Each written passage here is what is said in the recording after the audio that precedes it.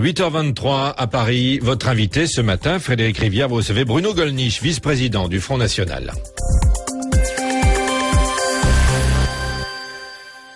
Bonjour Bruno Gollnisch. Bonjour Monsieur Rivière. Le gouvernement annonce une offensive contre les entreprises qui emploient des sans-papiers. Le ministre du Travail, Xavier Darcos, menace d'aller jusqu'à la fermeture des entreprises qui recourent à cette main-d'œuvre illégale. Est-ce que vous êtes favorable à cette idée? Oui, mais je crois surtout qu'il faudrait prendre le problème à l'origine, c'est-à-dire dire très clairement que l'entrée illégale sur le territoire national, quelle que soit la situation de ces personnes qui ne nous laissent pas indifférents, mais ne donnera pas lieu à régularisation.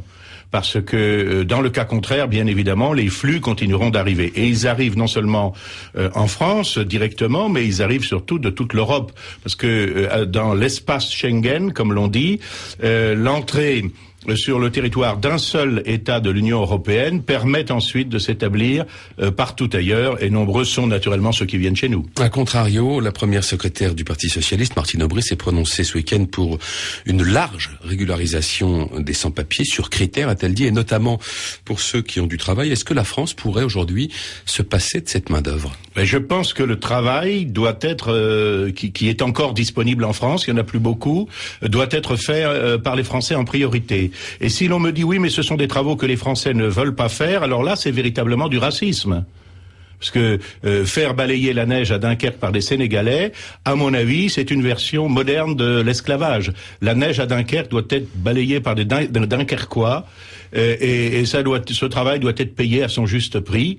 Il me semble que, faute de cela, eh bien, effectivement, si nous déléguons à d'autres le soin de travailler à notre place, de faire des enfants à notre place, de s'installer à demeure dès lors qu'ils ont franchi, même illégalement, nos frontières, eh bien, nous allons perdre notre droit à vivre libre sur la terre que nous avons héritée. Mais vous savez pourtant qu'il y a des secteurs d'activité comme le bâtiment, travaux publics, dans lequel il y a beaucoup d'offres qui sont non pourvues et dans lesquels secteurs les entreprises font en effet appel à des travailleurs irréguliers.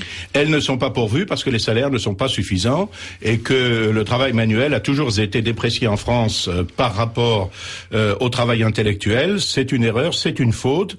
Si vous prenez par exemple, et je viens encore de le vérifier en venant chez vous, l'enlèvement des ordures ménagères, eh bien vous voyez beaucoup d'Européens maintenant qui font ce travail parce que il est correctement payé, et aussi, c'est ça aussi un élément du progrès, parce qu'il a été modernisé, parce que c'est plus propre, parce que c'est moins dégradant.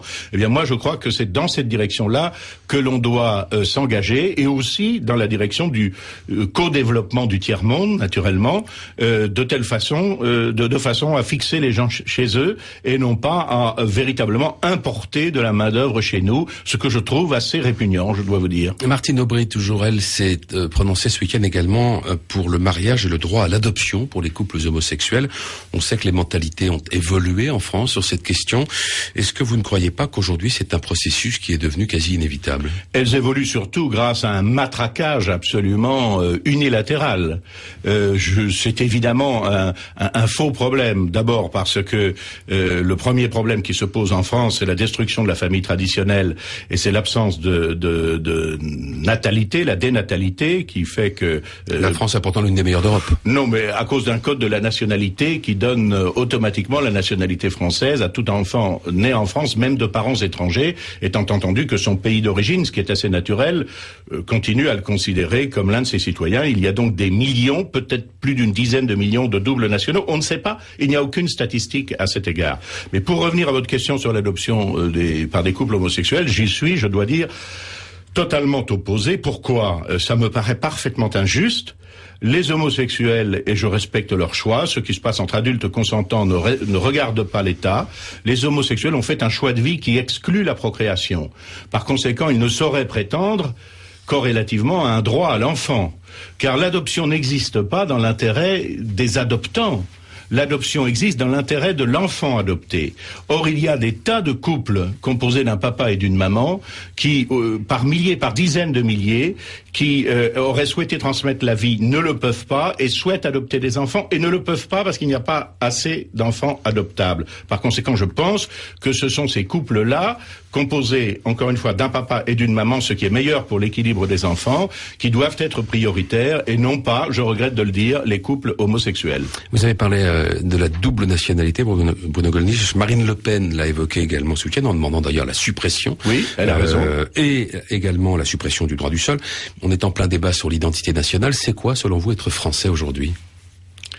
Être français aujourd'hui, eh bien, c'est adhérer totalement à la culture, à la civilisation française, qui procède pas simplement de la Déclaration des droits de l'homme, qui pourrait être universelle, ni de la devise républicaine, égalité, liberté, fraternité, parce que cette devise est relativement récente. La France est un pays qui existe depuis 15 siècles, qui résulte de l'alliance entre un fond de population celtique, latin et germanique. Et bien sûr qu'il y a eu un destin extraordinaire aussi outre-mer, et par conséquent, nos compatriotes d'outre-mer sont français à part entière, et même à 150% si vous voulez.